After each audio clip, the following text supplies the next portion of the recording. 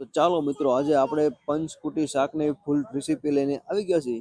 તમે જોઈ શકો છો મિત્રો, આપણું શાક એકદમ સરસ મજાનું આજે પંચકુટી શાક બનાવવાનું છે.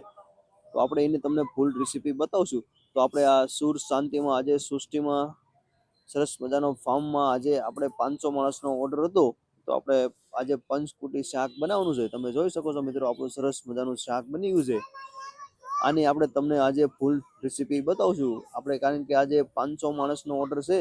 તો આપણે ફાર્મમાં અત્યારે સરસ મજાનું પ્રોગ્રામ હતો. તો અહીંયા આપણે બધું કરિયાણું સેટ થઈ ગયું છે. તો અહીંયા આપણે આજે પંચકુટીયું શાક બનાવવાનું છે.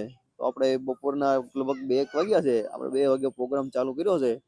આપણું કરિયાણું સેટ થઈ ગયું છે ને આ બાજુ આપણે દાળ ભાતના એના તપેલા મૂકી દીધા છે. અને પછી આપણે અહીંયા પંચકુટી શાક બનાવવાનું છે.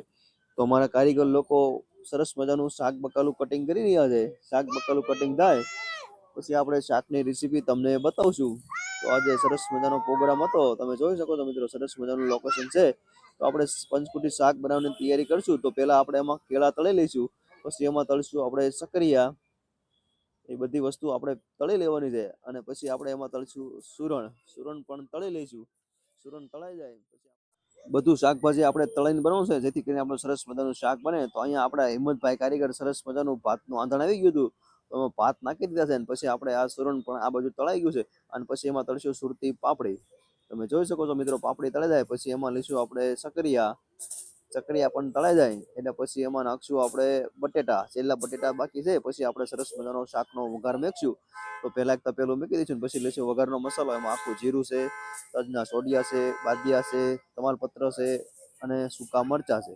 તો ચાલો મિત્રો, આપણે સરસ મજાનો વઘાર કરશું. હવે તો પહેલા તેલ નાખી દઈશું. સિંગ તેલ નાખીને તેલ ગરમ થાય પછી આપણે સરસ મજાનો વઘાર કરશું. તમે જોઈ શકો છો મિત્રો, આપણે સિંગ તેલ તપેલામાં નાખી દીધું છે. હવે પછી લેશું આપણે આ વઘારનો મસાલો. તો પહેલા એમાં નાખી દઈશું આપણે આખું જીરું નાખીને પછી બીજો બધો મસાલો હતો એ નાખી દઈશું. પછી આપણે સરસ મજાનો વઘાર થઈ જાય એટલે આપણે રીંગણા બાકી રાખ્યા હતા, રીંગણા તળ્યા નહોતા, એટલે પછી આપણે સીધા જ રીંગણા આપણે વઘારમાં નાખી દઈશું, જેથી કરીને રીંગણા આપણા એકદમ છૂટા નો એકદમ લોંદો ન થઈ જાય. અને પછી એમાં નાખશું આખું મીઠું, સ્વાદ અનુસાર મીઠું નાખીને બરાબર મિક્સ કરી નાખશું આપણે. તમે જોઈ શકો છો મિત્રો, બરાબર મિક્સ કરીને પછી આપણે આને 15 થી 20 મિનિટ આપણે રીંગણા એકદમ શેકાઈ જાય ત્યાં લગી શેકાવા દઈશું. પછી એમાં નાખી દઈશું આપણે વટાણા અને પછી એમાં થોડું પાણી નાખીને પછી ઢાંકી દઈશું. પછી આપણે બનાવશું એનો સૂકો મસાલો શાકનો. તો પહેલા એમાં લઈશું આપણે સિંગદાણા અને પછી એમાં લઈશું આપણે તલ અને પછી લઈશું એમાં આપણે આ વરિયાળી. તો આપણે વરિયાળી નાખી દીધી. તમે જોઈ શકો છો મિત્રો, વરિયાળી નાખીને પછી એમાં નાખશું થોડાક આખા ધાણા, જેથી કરીને આપણા શાકનો સરસ મજાનો સ્વાદ આવે. આખા ધાણા નાખીને પછી આ બધું થોડુંક એમાં બાદિયા પણ નાખશું, જેથી કરીને આપણે શાકનો સરસ મજાનો સ્વાદ આવે. તો પછી આ બધી વસ્તુ આપણે ઘંટીમાં પીસી લઈશું.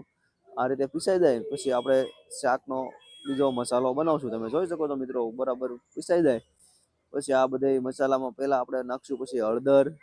આ મસાલો પીસાઈ જાય પછી એમાં નાખશું હળદર અને પછી એમાં નાખશું આ કાશ્મીરી મરચું અને પછી એમાં નાખશું થોડુંક તીખું મરચું પણ નાખી દઈશું, જેથી કરીને સરસ મજાનું તીખું શાક થાય આપણું. અને પછી એમાં નાખશું થોડોક ગરમ મસાલો અને પછી એમાં નાખશું કસ્તુરી મેથી અને પછી એમાં નાખશું થોડુંક ધાણા જીરું પાવડર. તમે જોઈ શકો છો મિત્રો, ધાણા જીરું પાવડર નાખીને પછી થોડીક હિંગ પણ નાખી દઈશું. આપણે હિંગ ડાયરેક્ટ વઘારમાં નથી નાખી. અને પછી થોડીક ખાટું મીઠું બનાવવાનું એટલે થોડીક ખાંડ પણ નાખી દઈશું. તો આ બાજુ આપણું હવે થાળા ઉતારી લઈશું ને હવે આપણા શાકભાજી સડી ગયું છે, રીંગણા ને એવું. તો પછી એમાં નાખશું ટમેટા, પછી એમાં નાખશું આદુની ગ્રેવી અને પછી એમાં નાખશું મરચી. પછી આપણે એને બરાબર મિક્સ કરી નાખશું. આપણી બધી હવે શાકભાજી અને મસાલો બધો સડી જાય પછી આપણે જે સૂકો મસાલો લીધો હતો એ પણ આપણે નાખી દઈશું અને પછી બરાબર મિક્સ કરી નાખશું. તમે જોઈ શકો છો મિત્રો, આ રીતે મિક્સ કરીને પછી આપણે ઘડીક 5 થી 10 મિનિટ આ મસાલો શેકવા દઈશું, જેથી કરીને આપણે શાકનો સરસ મજાનો કલર આવી જાય. આ રીતે શેકાઈ જાય એટલે આપણે શાકનો કલર સરસ મજાનો આવી જાય. પછી આપણે જે બધી વસ્તુ તળી હતી, આ બટેટા, ચૂરણ, પાપડી અને ફુલાવર ને કાચા કેળા અને એ બધું આપણે લઈ લઈશું. અને પછી આ જે શાકનો જે મસાલો સડતો હતો એમાં બધું આ રીતે નાખી દઈશું અને પછી આપણે એને બરાબર મિક્સ કરી નાખશું. તમે જોઈ શકો છો મિત્રો, આ બધી શાકભાજી તળેલી એમાં નાખીને પછી આપણે 10 થી 15 મિનિટ હજી આને ગરમ થવા દઈશું, જેથી કરીને આપણું શાક સરસ મજાનું થાય. તમે જોઈ શકો છો મિત્રો, હવે આપણું શાક તૈયાર થઈ જવામાં આવ્યું છે. આપણે સરસ મજાનું શાક બનાવશું અને પછી તમે જોઈ શકો છો મિત્રો, સરસ મજાનું આપણું શાક બની ગયું છે. અને પછી એમાં લીલા ધાણા પણ નાખી દઈશું. લીલા ધાણા નાખી દીધા છે. હવે આપણું શાક એકદમ તૈયાર થઈ ગયું છે. તો ચાલો મિત્રો, આજે આપણે 500 માણસનું સરસ મજાનું પંચકુટિયું શાક બનાવી દઉં. કેવી રેસીપી લાગી જરા કોમેન્ટ કરીને જણાવજો.